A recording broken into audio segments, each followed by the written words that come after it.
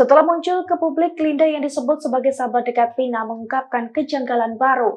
Salah satunya satu dari 8 pelaku yang telah ditangkap sejak 2016 silam diduga membawa handphone ketika di penjara. Bahkan pelaku pembunuhan dan ruda paksa Vina Cirebon tersebut sempat membuat status di media sosial Facebook. Dilansir dari tribunnews.com, kesaksian Linda itu diungkapkan dalam channel YouTube Deddy Mulyadi yang tayang pada Selasa 28 Mei 2024. Dalam tayangan tersebut, Linda menduga bahwa pelaku yang bernama Rivaldi Aditya Wardana alias Ucil masih membawa handphone saat dijebloskan ke penjara. Pasalnya kecurigaan tersebut muncul seusai video dirinya kerasukan arwah Vina viral di media sosial, di mana saat itu Ucil yang telah masuk ke penjara sempat mengancam dirinya melalui status di Facebook.